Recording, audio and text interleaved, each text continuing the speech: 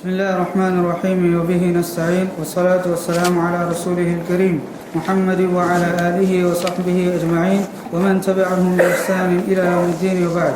عزیز ساتھیوں، بزرگوں، پیارے بچوں اور میری ماؤں اور بہنوں، القواعد الاربع کا یہ 5واں درس ہے۔ قبل اس کے کہ اس درس کی ابتدا کی جائے، ضروری سمجھا جاتا ہے کہ پچھلے درس کا مختصر سا خلاصہ آپ لوگوں کے سامنے ذکر کیا جائے، اور پچھلے درس کا جو بقیہ ہے اور اس کا جو تتمہ ہے اس کو آپ کے سامنے رکھا جائے۔ پچھلے درس میں جو باتیں آئیں ان باتوں کا خلاصہ یہ ہے کہ نبی کریم صلی اللہ علیہ وسلم کے زمانے میں جو کافر لوگ تھے، مکہ کے اندر جو کفار تھے، وہ توحید ربوبیت کا اقرار کرتے تھے، یعنی اللہ رب العالمین کو اس کے کاموں میں، اس کے افعال میں ایک مانتے تھے۔ اللہ رب العالمین کو خالق مانتے تھے، اللہ رب العالمین کو رازق مانتے تھے، یہ تصور کرتے تھے، بلکہ یہ عقیدہ رکھتے تھے کہ اللہ رب العالمین ہی بیماری سے نجات دینے والا ہے، شفا دینے والا ہے،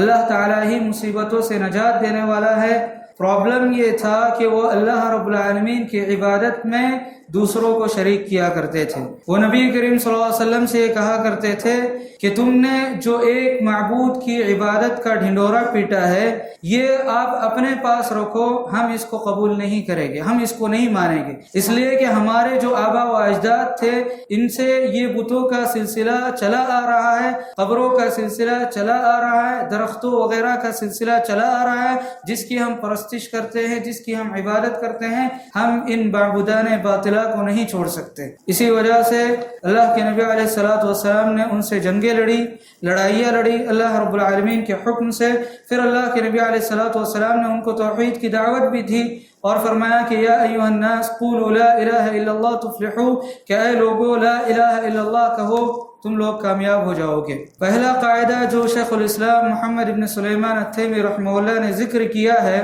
اس کا خلاصہ یہی ہے کہ جو کفار مکہ تھے، اس وقت کے جو کافر تھے، وہ اللہ رب العالمین کو اس کے افعال میں ایک مانتے تھے کہ اللہ رب العالمین ہی ہم کو پیدا کرنے والا ہے، اللہ رب العالمین ہی روزی دینے والا ہے، وغیرہ وغیرہ۔ غلطی ان سے کہاں پر ہوئی؟ غلطی ان سے لا الہ الا اللہ کے مفہوم کو سمجھنے میں ہوئی۔ ہم میں سے بہت سارے مسلمان بھائی لا الہ الا اللہ کے مفہوم کو صحیح طور پر نہیں سمجھتے ہیں، اور بعض لوگ یہ سمجھتے ہیں کہ اگر کوئی لا الہ الا اللہ اپنی زبان سے کہتا ہے تو اب وہ جو کچھ بھی کرے، گناہ کرے، شرک کرے، کفر کرے، جو کچھ بھی کرے، وہ جنت میں داخل ہوگا۔ میرے بھائیو، ایسی بات نہیں ہے۔ کافروں نے، اس وقت کے جو کفار تھے، انہوں نے لا الہ الا اللہ کیوں نہیں کہا؟ انہوں نے لا الہ الا اللہ اس لیے نہیں کہا کیونکہ وہ جانتے تھے کہ اگر ہم لا الہ الا اللہ کہتے ہیں تو ایسی صورت میں ہم کو صرف اور صرف ایک معبود کی عبادت کرنی پڑے گی، اور محمد صلی اللہ علیہ وسلم کی ہر بات کو ماننا پڑے گا،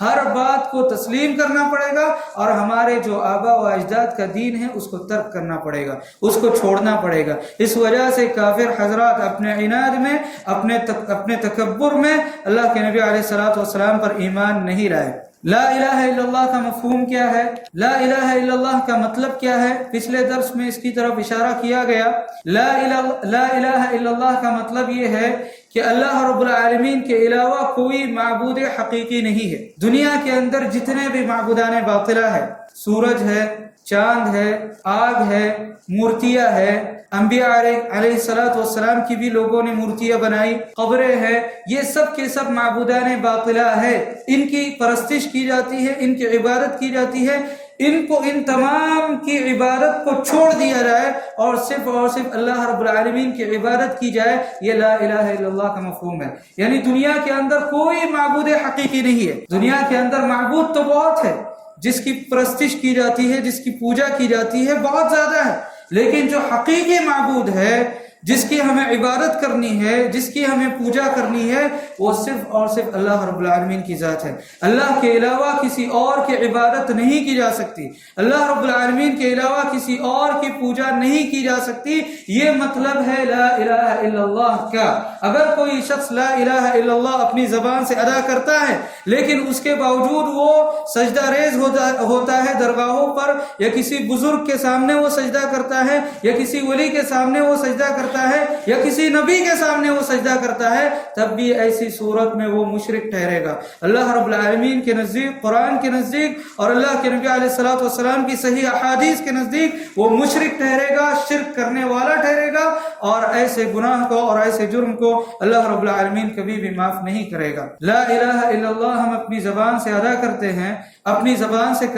کہتے ہیں، اس کے کچھ شروط ہے، اس کے کچھ تقاضے ہیں جن کو علماء کرام نے قرآن کی روشنی میں اور حدیثوں کی روشنی میں بیان کیا۔ لا الہ الا اللہ کی پہلی شرط یہ ہے کہ اللہ رب العالمین کی مکمل معرفت ہم رکھیں۔ لا الہ الا اللہ کی پہلی شرط یہ ہے کہ ہم اللہ رب العالمین کے وجود پر ایمان لائیں۔ ہمیں یہ معلوم ہونا چاہیے کہ اللہ رب العالمین موجود ہے۔ کہاں پر موجود ہے؟ عرش پر مستوی ہے۔ ہمیں یہ معلوم ہونا چاہیے کہ اللہ رب العالمین کے بہت سارے کام ہیں، وہ اپنے کاموں میں یکتا ہے۔ اللہ رب العالمین ہی شفا دینے والا ہے، اللہ رب العالمین ہی رزق دینے والا ہے، روزی دینے والا ہے، وغیرہ وغیرہ۔ اللہ رب العالمین کے افعال میں ہم کو اسے ایک جاننا یہ ہمارے لیے ضروری ہے۔ اس کے علاوہ عبادت ہوگی تو صرف اور صرف اللہ رب العالمین کی عبادت ہوگی، یہ توحید الوہیت ہے۔ یہ بھی ہمیں معلوم ہونا چاہیے کہ اللہ رب العالمین کے اچھے اچھے نام ہیں، اللہ رب العالمین کے اچھے اچھے نام ہیں، اور اس کی اچھی اچھی خوبیاں ہیں، صفات ہے، اور اس کی خوبیوں میں کسی بھی قسم کا نقص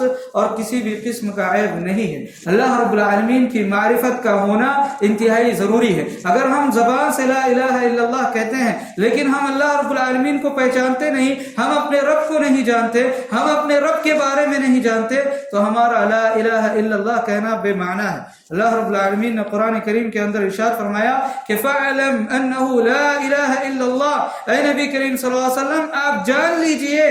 آپ اس بات کا علم رکھیے کہ اللہ کے علاوہ کوئی معبود حقیقی نہیں۔ عبادت اگر کی جائے گی تو صرف اور صرف اللہ رب العالمین کی عبادت کی جائے گی۔ اتنی چھوٹی سی بات ہے لیکن اتنی بڑی بات ہے کہ آج بہت سارے لوگ اس سے غافل ہیں، اور جہالت ہی کی وجہ سے، لوگوں کے نہ جاننے کی ہی وجہ سے بہت سارے لوگ شرک کے اندر مبتلا ہے۔ اللہ کے نبی علیہ الصلوۃ والسلام نے حدیث کے اندر ارشاد فرمایا من مات وهو يعلم انه لا الہ الا اللہ دخل الجنہ، جو شخص اس حال میں مرا کہ وہ جانتا تھا کہ اللہ کے علاوہ کوئی معبود حقیقی نہیں ہے، وہ اللہ رب العالمین کی معرفت اس کو تھی، تو ایسی صورت میں اللہ کے نبی علیہ الصلوۃ والسلام نے فرمایا کہ دخل الجنہ، وہ جنت کے اندر داخل ہوگا۔ تو لا الہ الا اللہ کا پہلا تقاضا یہ ہے کہ اللہ رب العالمین کی معرفت کے تعلق سے ہمیں علم ہونا چاہیے۔ لا الہ الا اللہ کا دوسرا تقاضا اور اس کی دوسری شرط کیا ہے؟ دوسری شرط یہ ہے کہ ہمیں یقین ہونا چاہیے اللہ رب العالمین کی ذات پر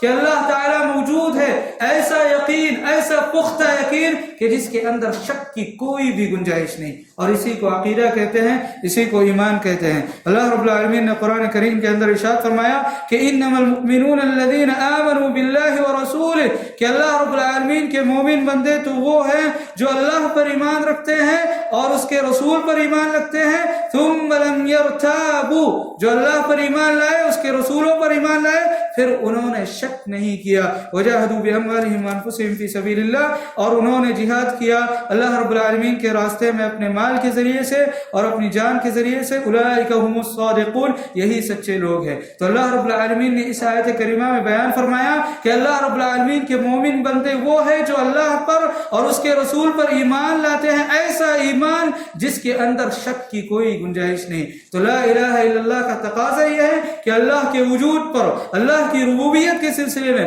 اللہ کی الوہیت کے سلسلے میں اور اللہ کے اسماء و صفات کے سلسلے میں ایسا ایمان رکھا جائے، ایسا یقین رکھا جائے کہ جس کے اندر شک کی کوئی گنجائش نہیں ہے، شبہے کی کوئی گنجائش نہیں۔ لا الہ الا اللہ کہنے کا تیسرا تقاضا یہ ہے کہ ہم اللہ رب العالمین کی ہر بات کو مانیں، اللہ رب العالمین کی اطاعت کریں۔ اللہ رب العالمین نے نماز قائم کرنے کا حکم دیا ہے، ہم نماز کو قائم کریں۔ اگر ہم لا الہ الا اللہ اپنی زبان سے کہتے ہیں، اللہ اکبر ہم اپنی زبان سے کہتے ہیں کہ اللہ رب العالمین سب سے بڑا ہے، لیکن ہم اپنی چلاتے ہیں، اپنی نفس کی پوجا کرتے ہیں، اپنے دل کی پوجا کرتے ہیں، اللہ رب العالمین کی بات نہیں مانتے، تو ایسی صورت میں ہم پکے مومن نہیں ہو سکتے اور ہم نے لا الہ الا اللہ کے جو تقاضے ہیں اس کو مکمل نہیں کیا۔ اس کے علاوہ لا الہ الا اللہ کا جو چوتھا تقاضا ہے وہ یہ ہے کہ ہم اللہ کی اور اس کے رسول کی اطاعت کریں، اللہ کی بات مانیں، اس کے رسول کی بات مانیں، جن چیزوں سے اللہ اور اس کے رسول نے منع کیا ہے ان چیزوں سے ہم رک جائے۔ اللہ کے نبی اللہ رب العالمین نے قرآن کریم کے اندر ارشاد فرمایا وَمَا آتَاكُمُ الرَّسُولُ فَخُذُوهُ، کہ رسول جو چیز تم کو دے دے اس کو لے لو، وَمَا نَهَاكُمْ عَنْهُ فَانْتَهُوا، اور جس چیز سے منع کرے اس سے رک جاؤ۔ تو ضرورت اس بات کی ہے کہ ہم اللہ کی اور اس کے رسول کی اطاعت کریں، اس لیے کہ لا الہ الا اللہ اور محمد الرسول اللہ کہنے کا تقاضا یہ ہے کہ ہم اللہ کی اطاعت کریں، اس کی بات مانیں، اس کی نافرمانی نہ کرے، اس کی بات کو نہ ٹالے، اور رسول کی بھی بات مانے، رسول کی نافرمانی نہ کرے۔ اس کے علاوہ لا الہ الا اللہ کہنے کا پانچواں تقاضا یہ ہے کہ ہم اپنے دل کے اندر اس بات کی گواہی دے کہ اللہ رب العالمین کے علاوہ کوئی معبود حقیقی نہیں۔ لوگ پوجا کرتے ہیں مورتیوں کی، لوگ پوجا کرتے ہیں قبروں کی، لوگ پوجا کرتے ہیں انبیاء علیہ السلام کی، لوگ پوجا کرتے ہیں درختوں کی، لوگ پوجا کرتے ہیں سورج کی، لوگ پوجا کرتے ہیں چاند کی۔ یہ سارے کے سارے معبودان باطلہ ہیں، ہم ان کی عبادت نہیں کریں گے۔ پوجا کا اور عبادت کا اگر کوئی مستحق ہے، اگر کوئی اس کے لائق ہے تو وہ صرف اور صرف اللہ رب العالمین کی ذات ہے، اسی کی ہم عبادت کریں گے، اسی کے لیے سجدہ کریں گے، اسی کے لیے نماز پڑھیں گے، اسی کے لیے روزہ کریں گے۔ غرض یہ کہ ہر خیر کے کاموں کو صرف اور صرف اللہ رب العالمین کی رضا کے لیے اور اس کو خوش کرنے کے لیے انجام دیں گے۔ یہ میرے بھائیو لا الہ الا اللہ کا تقاضا ہے، اس کو ہم اپنے دل کے اندر اچھی طریقے سے بٹھا لیں۔ اللہ رب العالمین نے قرآن کریم کے اندر ارشاد فرمایا کہ وَمِنَ النَّاسِ مَن يَقُولُ آمَنَّا بِاللَّهِ وَالْيَوْمِ الْآخِرِ وَمَا هُمْ بِمُؤْمِنِينَ، کہ بہت سارے لوگ ایسے ہیں جو کہتے ہیں کہ ہم اللہ پر ایمان لائے، آخرت کے دن پر ایمان لائے، وَمَا هُمْ بِمُؤْمِنِينَ، لیکن انہوں نے اللہ پر اور آخرت کے دن پر ایمان نہیں لائے۔ يُخَادِعُونَ اللَّهَ وَالَّذِينَ آمَنُوا، وہ اللہ رب العالمین کو دھوکہ دینا چاہتے ہیں اور ایمان والوں کو دھوکہ دینا چاہتے ہیں۔ يُخَادِعُونَ اللَّهَ وَالَّذِينَ آمَنُوا وَمَا يَخْدَعُونَ إِلَّا أَنفُسَهُمْ، اللہ رب العالمین نے فرمایا وہ اپنے آپ ہی کو دھوکہ دے رہے۔ یہ منافقوں کے تعلق سے اللہ رب العالمین نے ذکر کیا، تو ہم اپنے دل کے اندر سے نفاق کو نکالے، ہم اپنے دل کے اندر سے نفاق کو نکالے اور اس بات کا یقین رکھے کہ آخرت قائم ہونے والی ہے، ہماری موت ہونے والی ہے اور اللہ رب العالمین کے پاس ہمیں حساب و کتاب دینا ہے۔ اللہ رب العالمین پر اور اللہ کے نبی علیہ السلام نے جو چیزیں ہمیں بتلائی ہیں قیامت سے پہلے جو چیزیں ہونے والی ان پر ایسا ایمان رکھے، ایسا یقین رکھے جس کے اندر شک کی کوئی گنجائش نہیں۔ قیامت کے بعد جو چیزیں ہونے والی ہے، آخرت کے دن جو چیزیں ہونے والی ہے، جنت پر، جہنم پر، حوض پر، کوثر پر، ساری چیزوں پر ایسا ایمان رکھے جس کے اندر شک کی کوئی گنجائش نہیں ہے۔ یہ لا الہ الا اللہ کا تقاضا ہے۔ اگر انسان نماز پڑھتا ہے، روزے رکھتا ہے، لیکن اللہ رب العالمین کو نہیں مانتا، دل سے نہیں مانتا، تو ایسی صورت میں وہ منافق ہے جن کے بارے میں کل یہ آیت تلاوت کی گئی کہ ان المنافقین فی الدرک الاسفل من النار، کہ یہ منافقین جو اپنے نفاق کو، دل کے اندر کفر کو چھپایا کرتے تھے، یہ جہنم کے سب سے نچلے گڑھے میں ہوگے۔ اگر کوئی نماز پڑھتا ہے، روزہ رکھتا ہے، لیکن اللہ پر ایمان نہیں لاتا، اللہ کے رسولوں پر ایمان نہیں لاتا، اللہ کی باتوں کو نہیں مانتا ہے، اللہ کی باتوں کی تصدیق نہیں کرتا ہے، جھٹلاتا ہے، آخرت کے دن پر ایمان نہیں لاتا ہے، تو یقیناً ایسا شخص منافق ہے جس کا ٹھکانہ جہنم ہوگا۔ تو لا الہ الا اللہ کا تقاضا یہ ہے کہ ہم سچے دل سے اللہ رب العالمین کو اپنا معبود حقیقی مانیں۔ لا الہ الا اللہ کا چھٹا تقاضا کیا ہے؟ لا الہ الا اللہ کہنے کا چھٹا تقاضا یہ ہے کہ ہم صرف اور صرف اللہ رب العالمین کی عبادت کریں اور عبادت کے اندر اخلاص کو پیدا کریں، اللہ رب العالمین کی عبادت میں اخلاص کو پیدا کریں۔ ہم معبودان باطلہ کے لیے عبادت نہ کریں، ہم بتوں کے لیے عبادت نہ کریں، ہم لوگوں کو دکھانے کے لیے عبادت نہ کریں۔ جتنے بھی خیر کے کام ہم انجام دیں صرف اور صرف اللہ رب العالمین کی رضا کی خاطر، اس کی خوشنودی کی خاطر ہم انجام دیں۔ اگر یہ چیز ہمارے دل کے اندر ہے، موجود ہے، اور ہم عملی طور پر ایسا کرتے ہیں تو ہم لا الہ الا اللہ کے تقاضے پر اترتے ہیں. لیکن اگر ہمارے دلوں کے اندر اخلاص نہیں ہے، اگر ہمارے دلوں کے اندر ریاکاری ہے، لوگوں کو دکھانے کے لیے ہم عبادتیں کرتے ہیں، یا اللہ رب العالمین کے لیے نہیں، دنیا کی کوئی چیز پانے کے لیے ہم عبادت کرتے ہیں یا خیر کا کوئی کام انجام دیتے ہیں، تو ایسی صورت میں